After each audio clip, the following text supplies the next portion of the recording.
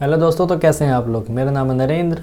स्वागत है आपका डिजिटल स्टडी में। तो आज हम बात करेंगे डाटा प्रोटेक्शन बिल 2021 के बारे में। इसके बारे में मैं आपको एक्सप्लेन करूंगा और कैसे इस बिल ने लोकसभा और राज्यसभा में हंगामा मचा रखा है। तो दोस्तों आप कहेंगे यार मेरे किस काम का बिल, यार मेरे को इस बिल के बारे में जानने से क्या मिलेगा। तो दोस्तों आपको बता दूँ मैं, यह बिल देश के प्रत्येक व्यक्ति, भारत के 130 करोड़ लोगों के साथ ये बिल जुड़ा हुआ है। यह बिल आपके डाटा, जो आपका डाटा होता है, जैसे आपका नाम, नंबर, फ़ोन नंबर, एड्रेस, उन सबको सरकार कैसे प्रोटेक्शन देगी, कैसे प्रोटेक्ट करेगी, उसके बारे में ये बिल है। तो चलिए शुरू करते हैं। तो दोस्तों इसकी प्रपोज़ल आती कहाँ से है? ये डाटा प्रोटेक्शन बिल की प्रपोज़ल, इसकी नींव कहाँ रखी जाती है? तो दोस्तों सुप्रीम कोर्ट के 2017 के जजमेंट में इसकी नींव रखी जाती है, जो कि पुट्टास्वामी जजमेंट के नाम से जाना जाता है। और जजमेंट क्या होता है? That privacy is a fundamental right. जो हमारी गोपनीयता है वो एक हमारा मौलिक अधिकार है। और सुप्रीम कोर्ट सरकार को डायरेक्शन देते हुए कहती है to come up with the data protection regime. एक डाटा व्यवस्था, एक डाटा सुरक्षा व्यवस्था के साथ सरकार को पेश होना चाहिए, एक व्यवस्था लानी चाहिए। अब दोस्तों आपके मन में एक जिज्ञासा होगी कि यार ये पुट्टास्वामी केस क्या है। तो चलो, मैं वैसे तो केस 2017 का बहुत महत्वपूर्ण केस है और बहुत बड़ा जजमेंट है, लेकिन मैं आपको इसकी एक समरी बता देता हूँ, जिससे कि आपका बेस क्लियर हो जाएगा इस डाटा प्रोटेक्शन बिल को जानने में। तो दोस्तों justice KS. Puttaswamy versus union of India के बीच में ये केस था। अब इस केस में होता क्या है, एक रिटायर हाई कोर्ट के जज होते हैं जिनका नाम होता है के.एस. पुट्टास्वामी। वो सुप्रीम कोर्ट में एक याचिका दर्ज करते हैं 2012 में, एक पेटिशन फाइल करते हैं against union of India, Bharat संघ के खिलाफ एक याचिका दायर करते हैं सुप्रीम कोर्ट में, जिस याचिका को 9 जजों की बेंच के सामने रखा जाता है ऑफ सुप्रीम कोर्ट।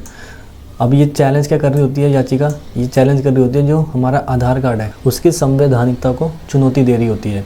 बिकॉज अब इसके पीछे तर्क क्या दिया जाता है? Because it is violating the right to privacy. ये हमारे गोपनीयता के अधिकार का उल्लंघन करता है आधार। अब जस्टिस के.एस. पुट्टास्वामी इस तर्क को प्रूव करने के लिए जो सुप्रीम कोर्ट के जो पुराने फैसले हैं उनका हवाला देते हुए सुप्रीम कोर्ट में अपनी बात रखते हैं that the right to privacy as important as independent fundamental right. जो हमारी गोपनीयता का अधिकार है उसे एक स्वतंत्र मौलिक अधिकार के बराबर रखा गया है according to constitution of India, Bharat के संविधान के तहत। अब दोस्तों इशू क्या होता है? इशू होता है वेदर और not there is any fundamental right of privacy under the constitution of India.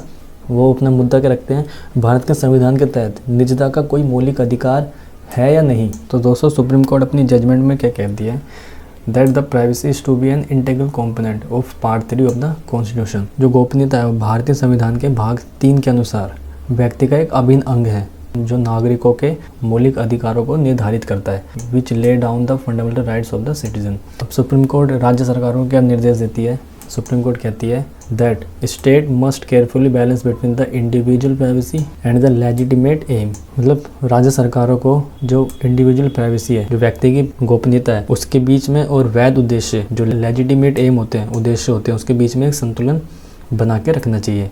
Eight any cost as fundamental right can not be given और taken away by the law. वो जो व्यक्ति का मौलिक अधिकार है उसे कानूनों द्वारा छीना नहीं जा सकता।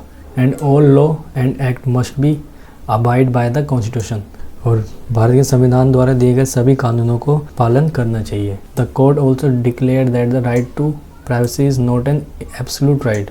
जो राइट टू प्राइवेसी है, जो निजता का अधिकार है, वो व्यक्ति का एक पूर्ण अधिकार नहीं है। अब दोस्तों सुप्रीम कोर्ट के पुट्टास्वामी जजमेंट 2017 के बाद सरकार एक निर्णय लेती है और वो डाटा प्रोटेक्शन बिल 2019 लेकर पेश होती है, जो कि व्यक्ति के पर्सनल डाटा को केंद्र में रख के ये बिल लाया जाता है और यह बिल लोकसभा में 2019 में पेश किया जाता है। तब दोस्तों कुछ ओपोजिशन लीडर की आपत्ति होने के कारण यह बिल रेफर कर दिया जाता है जॉइंट पार्लियामेंट कमेटी को। इसमें कुछ स्क्रूटिनी होती है जिसको रेक्टिफाई करने के लिए जेपीसी के पास भेज दिया जाता है। अब दोस्तों जॉइंट पार्लियामेंट कमेटी में 20 मेंबर तो लोकसभा से होते हैं और 10 मेंबर होते हैं राज्यसभा से, जो कि इसको रेक्टिफाई करने के बाद अपनी रिपोर्ट 2021 में पेश करते हैं। और यह बिल रेक्टिफाई होने के बाद 2021 के दिसंबर में दोनों सदनों में पेश किया जाता है, इंट्रोड्यूस किया जाता है। अब दोस्तों जॉइंट पार्लियामेंट कमेटी तकरीबन 200 रिकमेंडेशन देती है, जिसमें से कुछ इंपॉर्टेंट रिकमेंडेशन यहाँ पे मैंने लिखी हुई है, जिसमें से पहली होती है change in name and scope of bill.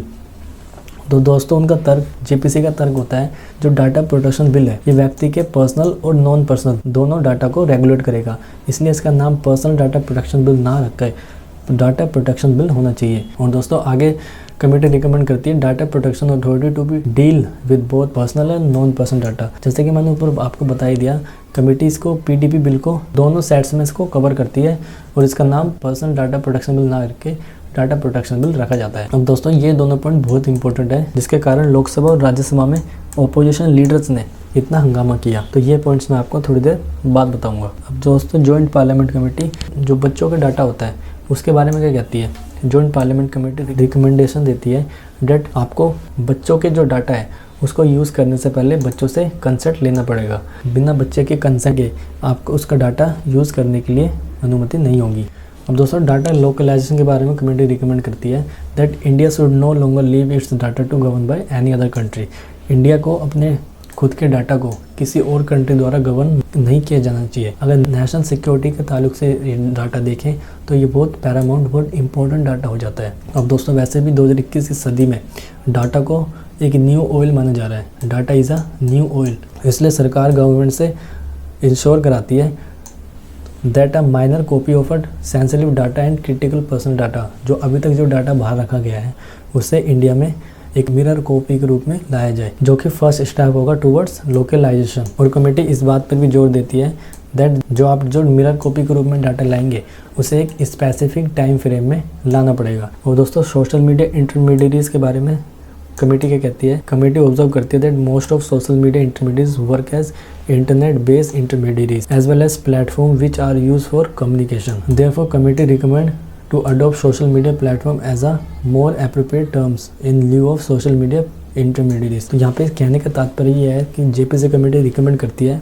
कि हमें सोशल मीडिया जो इंटरमीडिएट सोशल मीडिया कंपनीज हैं, जो दो व्यक्तियों को आपस में वार्तालाप करने के लिए उनकी खुली छूट देती है, उनको हमें एक बिचौलिए के रूप में ना जानकर एक पब्लिशर के रूप में जाना चाहिए। अब दोस्तों जेपीसी आगे रिकमेंड करती है राइट टू बी फॉरगेटन। अब ये राइट टू बी फॉरगेटन जो कॉन्सेप्ट है ना, ये दुनिया में पहली बार देखा गया है इंडिया में। अब इस कंसेप्ट में क्या कहा गया है, the committee observe that there is need to be protect the privacy of an individual which has been given under the right to be forgotten. अब इंडिविजुअल को, एक सिटीजन को एक स्वतंत्रता होनी चाहिए। अगर वो गलती से किसी तस्वीर को या कुछ ऑनलाइन प्लेटफॉर्म पर कुछ गलत लिखता है तो उसे डिलीट करने की राइट टू बी इरेजर, उसको इरेजर करने की स्वतंत्रता होनी चाहिए। देयरफॉर इसलिए कमेटी रिकमेंड करती है दैट डीपीए मस्ट इन्वॉल्व। एक डीपीए इवॉल्व करने के लिए, डीपीए मतलब होता है डाटा प्रोटेक्शन अथॉरिटी, जो कि वर्ल्ड क्लास की अथॉरिटी होनी चाहिए। अब दोस्तों राइट ऑफ डिसीज का मतलब क्या होता है, अगर व्यक्ति कोई मरने वाला है तो जेपीसी कमेटी ये ऑब्जर्व करके उस व्यक्ति को राइट ऑफ द डिसीज, व्यक्ति को जो व्यक्ति मरने वाला है, जो व्यक्ति की मृत्यु होने वाली है, उसे राइट देती है कि वह अपने नॉमिनी को चुन सकता है फॉर द डाटा प्रिंसिपल, जो कि उसके मृत्यु के बाद उस डाटा का सही उपयोग कर सके। अब दोस्तों पेनल्टी के बारे में जेपीसी क्या कहती है। जेपीसी कहती है, रिकमेंड करती है दैट अगर किसी फॉर्म के द्वारा डाटा ब्रीच किया जाता है, डाटा का उल्लंघन होता है, किसी व्यक्ति के डाटा का उल्लंघन होता है, तो उसे फाइन देना पड़ सकता है अप टू 15 करोड़ और 4% of the total global turnover. उस फर्म के टोटल टर्नओवर का 4% और या फिर 15 करोड़ तक उसे फाइन लग सकता है और उसे जेल भी हो सकती है अप टू 3 ईयर्स। और दोस्तों टाइमली अलर्ट पे जेपीसी रिकमेंड क्या कहती है कि अगर कोई भी डाटा किसी फर्म के द्वारा ब्रीच होता है तो उसे 72 आवर्स में, 72 घंटों में डीपीए जो डाटा प्रोटेक्शन अथॉरिटी बनाई जाएगी उसे डाटा के बारे में अवेयर करना पड़ेगा, उस ब्रीच के बारे में अवेयर करना पड़ेगा। और बाद में डाटा प्रोटेक्शन अथॉरिटी डिसाइड करेगी कि उसे एप्रोप्रिएट एक्शन लेनी चाहिए। अब दोस्तों आपके मन में प्रश्न होगा एक कि डाटा प्रोटेक्शन बिल, इसकी हमें ज़रूरत क्यों है, why there is need for data protection bill. अब दोस्तों जॉइंट पार्लियामेंट कमेटी में जब इसको अडोप्ट किया और जब अपनी फाइनल रिपोर्ट देती है तब वह कहती है data protection bill making a milestone for India, एक इंडिया के लिए एक मील का पत्थर साबित होगा ये bill, that the largest open internet market in the world. दोस्तों जो इंडिया है वो दुनिया की सबसे बड़ी ओपन इंटरनेट मार्केट है in the world, that has been trying to frame a privacy bill for over a decade, जो कि कुछ दशकों से प्राइवेसी बिल को बनाने में, फ्रेम करने में उसकी कोशिशों में लगा हुआ है। अब India has a nearly 800 million internet users. दोस्तों इंडिया में 80 करोड़ से ज़्यादा लोग इंटरनेट को यूज़ करते हैं and is the biggest market for many big firms. और ये दुनिया की जो जितनी बड़ी बड़ी फर्म्स हैं, जो बिग कंपनीज हैं, जो बिग टेक कंपनीज हैं, उनके लिए ये देश सबसे बड़ी मार्केट है, इंक्लूडिंग जैसे गूगल हो गया, मेटा जिसको फॉर्मली फेसबुक कहते थे, और व्हाट्सअप हो गया। और दोस्तों जो कंट्री के पास इंफॉर्मेशन टेक्नोलॉजी एक्ट 2000 में आया था, जो ऑनलाइन प्लेटफॉर्म का जो भविष्य है उसको वो कैचअप नहीं कर पा रहा, उससे बहुत पीछे रह गया वो। जो इंफॉर्मेशन टेक्नोलॉजी एक्ट 2000 है उसमें even not contain the word, उसमें इंटरनेट और स्मार्टफोन जैसे वर्ड्स भी कंटेन नहीं है। अब आप ही सोच सकते हैं कितना पुराना एक्ट है वो। Data protection, ensuring individual privacy and spelling out the state surveillance power are sorely needed and bill's finalisation is a big step in the direction. अब दोस्तों जो करंटली जो पर्सनल डाटा रेगुलेट करता है वो करंटली देश में कैसे वर्क करता है। At present the information technology reasonable security practices and procedure and sensitive personal data और इंफॉर्मेशन रूल्स 2011, जो ये एक्ट है इंडिया में, which falls under the information technology act 2000, जो कि इंफॉर्मेशन आईटी एक्ट 2000 के अंतर्गत आता है, is use to protect personal data. अभी हम जो पर्सनल डाटा है इसी के अनुरूप, इसी एक्ट के अनुसार जो 2011 का इंफॉर्मेशन टेक्नोलॉजी एक्ट है उसके अकॉर्डिंग पर्सनल डाटा को प्रोटेक्ट करते थे। The rules state that in case of any negligence in maintaining security standard while dealing with the data, companies using the data will be held liable for the compensation। अभी तक को है हम जो privacy को हम डिफेंड करते थे, प्राइवेसी को प्रोटेक्ट करते थे, आईटी रूल्स 2011 के अनुसार करते थे। The IT act however is full of loop holes. जो अभी जो हमारे पास आईटी एक्ट 2011 है उसमें बहुत सारे लूप होल्स हैं, उसमें बहुत सारी खामियां हैं with respect to the regulation of the sensitive personal data. जो व्यक्ति के जो पर्सनल डाटा है उसके संबंध में इसमें बहुत सारे लूप होल्स हैं, बहुत सारी खामियां हैं। अब दोस्तों आप पूछेंगे what is non personal data. जो नॉन पर्सनल डाटा होता है वो होता क्या है। Any data that has not been defined as a personal is consider non personal data. जिससे हम पर्सनल डाटा कंसिडर नहीं करते ना, उससे हम नॉन पर्सनल डाटा कंसिडर करते हैं। अब दोस्तों ऑपोजिशन इसके विरोध में, इस बिल के विरोध में क्यों खड़े हैं। तो जो एमपीस हैं, एक है Mahua Moitra and Derek O'Brien, इनका जो कंसेंट होता है वो क्लोज 35 को लेके होता है, which gives the central government the power to exempt any agency of the government from the application of the act. दोस्तों इनका कहना है कि ये बिल सरकार को एक ब्लैंक चेक प्रोवाइड कराता है। अब कैसे, अब उस पॉइंट पे आते हैं, पिछले जो मैंने छोड़े थे 2 point. Exemption for the government bodies. अब क्लोज 35 क्या कहता है of the bill, allow the central government को ये अलाउ करता है to exempt any agency from the government from application of the provision of the bill. यह बिल किसी भी गवर्नमेंट एजेंसी पे लागू नहीं होगा। और दोस्तों गवर्नमेंट को पावर क्या मिल जाती है, जेसीपी रिपोर्ट करती है, has retain the controversial clause exempting the governmental agencies from the preview of the law with the minor changes. The central government should have absolute power over the data protection. अब दोस्तों देखा जाए तो सरकार के पास एक ब्लैंक चेक चल जाता है अगर ये कानून लागू होता है। अब इसके पक्ष में भी लोग हैं, बिना पक्ष में भी हैं और इसके विरोध में लोग हैं। अब पक्ष वाले क्या कहते हैं, अगर नेशनल सिक्योरिटी को बेस बना के देखा जाए तो ये कानून सही है। अगर सरकार को लगता है कि कोई व्यक्ति देश विरोधी गतिविधियों में शामिल है तो सरकार बिना उसके कंसेंट के उसके डाटा का यूज़ कर सकती है, उसका पता लगा सकती है, उसकी जानकारी निकाल सकती है कि वो किन किन गतिविधियों में संलिप्त है। और इस कानून के विरोध वाले कह रहे हैं कि गवर्नमेंट को एक क्लियर, एक ब्लैंक चेक मिल जाता है कि गवर्नमेंट किसी पे भी निगरानी रख सकती है, अब चाहे वो इलेक्शन से रिलेटेड हो चाहे वैसे हो। इसीलिए ओपोजिशन इसका विरोध कर रहे हैं। ओपोजिशन क्या कहते हैं, they recommend that the sweeping power granted to the central government. एक सेंट्रल गवर्नमेंट को एक स्वीपिंग पावर मिल जाएगी to exempt any government agency from the application of this act be removed. कोई भी एजेंसी बिना इस एक्ट की अनुमति के वो अपनी गवर्नमेंट एजेंसी किसी भी व्यक्ति के डाटा को यूज़ कर सकती है बिना उसके कंसेंट के। सो दोस्तों why this bill is important for India. तो दोस्तों आपको बता दूं कि India is advancing as a digital economy. भारत एक डिजिटल अर्थव्यवस्था के रूप में आगे बढ़ रहा है और उसे अपने नागरिकों के प्राइवेसी के लिए एक संरक्षण, डाटा संरक्षण बिल की आवश्यकता होगी जो कि उनकी प्राइवेसी को सेव करेगा, एक सेफगार्ड प्रोवाइड कराएगा। क्योंकि अभी तक देश में कोई एक डाटा प्रोटेक्शन रेगुलेशन, कोई रिजीम अभी तक है नहीं जो कि सिटीजन के पर्सनल डाटा को एक सेफगार्ड प्रोवाइड करा सके। It is hard to tell what rights citizen have. अभी देश के नागरिकों के पास डाटा को लेकर, डाटा प्रोटेक्शन को लेकर क्या राइट्स हैं, इसकी अभी प्रॉपर जानकारी उनके पास है नहीं। एक डाटा प्रोटेक्शन लॉ जो आएगा वो सिटीजन को प्रोवाइड करेगा कि legal basis to the citizen as it will help in the describing the extent of the fundamental right। To the privacy, व्यक्तियों का जो फंडामेंटल राइट है टू द प्राइवेसी, जो गोपनीयता का जो उनके पास फंडामेंटल राइट है उसके क्या क्या नियम होंगे, ये लॉ, डाटा प्रोटेक्शन लॉ उनको एक इसके बारे में जानकारी प्रोवाइड कराएगा। और दोस्तों अभी देश में ऐसा कोई कानून नहीं है जो कि इन बड़ी कंपनियों को रिस्पॉन्सिबल ठहरा सके if sensitive information like browsing pattern and online behaviour often store without taking the consent of the user. अगर आपके कंसेंट के बिना ये कंपनी आपके डाटा को लीक करती है या आपके ऑनलाइन बिहेवियर या ब्राउजिंग पैटर्न आप क्या सर्च मारते हैं उसको अगर लीक करती है, तो अभी देश में ऐसा कोई कानून है नहीं कि जो इनको जो रिस्पॉन्सिबल ठहरा सके। इसलिए ये कानून का आना ज़रूरी है। ये बिल आपके पर्सनल डाटा को एक सेफगार्ड प्रोवाइड कराएगा against the exploitation of such data, कि आपके डाटा का गलत उपयोग ना हो। इससे यह बिल आपकी डाटा की सुरक्षा करेगा। अब दोस्तों यूरोप का जो जनरल डाटा प्रोटेक्शन रेगुलेशन है, JAPC की जो रिकमेंडेशन है उसमें क्या सिमिलैरिटीज हैं ये देखते हैं। कंसेंट मतलब व्यक्ति से कंसेंट करना, उनसे पहले जानकारी लेना।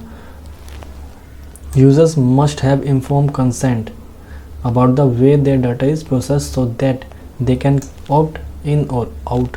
दोस्तों EU का मतलब होता है यूरोपियन यूनियन, जिसमें general data protection regulation act लागू है। बिग टेक को पहले यूजर्स का कंसेंट लेना पड़ता है, पहले अनुमति लेनी पड़ती है कि उनके डाटा को किस तरह से रेगुलेट, किस तरह से प्रोसेस किया जाएगा।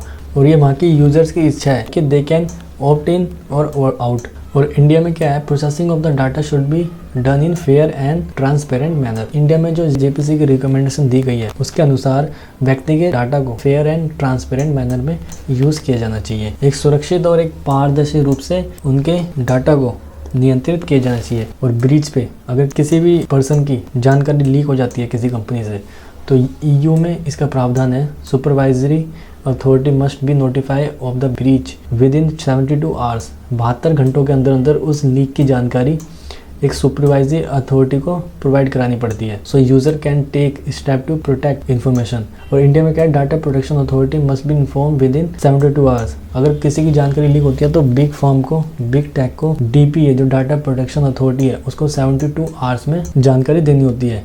Then DPA will decide whether user need to be inform and step to be taken. और दोस्तों जो ट्रांजिशन पीरियड होता है इस बिल को लागू करने की, चाहे वो GDPR कानून हो चाहे वो इंडिया में कानून हो, उसको लागू करने की अवधि उसकी 2 साल रखी गई है। और दोस्तों डाटा प्रोटेक्शन बिल को लेके यूरोपियन यूनियन में और JCP की रिकमेंडेशन में क्या क्या डिफरेंसेस है ये देखते हैं।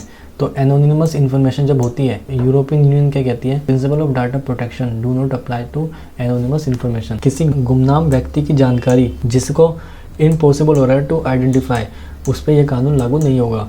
और इंडिया में नॉन पर्सन डाटा पे must come under the ambit of data protection law such as non personal data. अब दोस्तों इसकी टाइमलाइन देख लेते हैं, हुआ क्या क्या जो हमने इतना पढ़ा है उसकी एक बार एक पूरी टाइम फ्रेम देख लेते हैं, हुआ कैसे कैसे और क्या क्या हुआ, कब कब हुआ।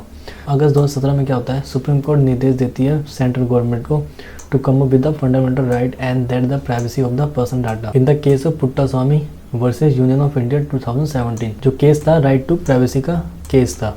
जुलाई 17 में क्या होता है, एक 9 member expert committee was created to examine various issue relating to data protection in India. एक 9 मेंबर की कमेटी बनाई जाती है जो कि इसको एग्जामिन करती है, विच वॉज हेडेड बाय, जो कि जस्टिस BN श्री कृष्णा के द्वारा हेड की गई थी। और जुलाई 2018 में क्या होता है, कमेटी जो गठन की गई थी जुलाई 2017 में, वो अपनी रिपोर्ट सबमिट करा देती है and a draft personal data protection bill 2018 to the ministry of electronics and information technology को अपना रिपोर्ट सबमिट करा देती है। 11 दिसंबर 2019 को क्या होता है, personal data protection bill PDP bill 2019 को वह टेबल किया जाता है in parliament by the ministry of electronics and information technology.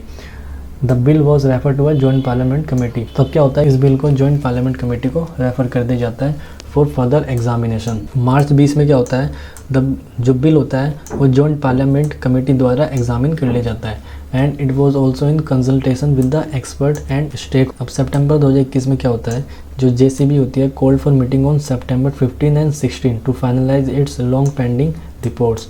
वो एक मीटिंग बुलाती है 15-16 सितंबर को, जो 2 सालों से रिपोर्ट पेंडिंग थी उसको फाइनलाइज करने के लिए। नवंबर 2021 में क्या होता है, JCP adopt a final set of recommendation, अपना फाइनल सेट अडोप्ट कर लेती है। The draft bill is set to be table in parliament's winter session.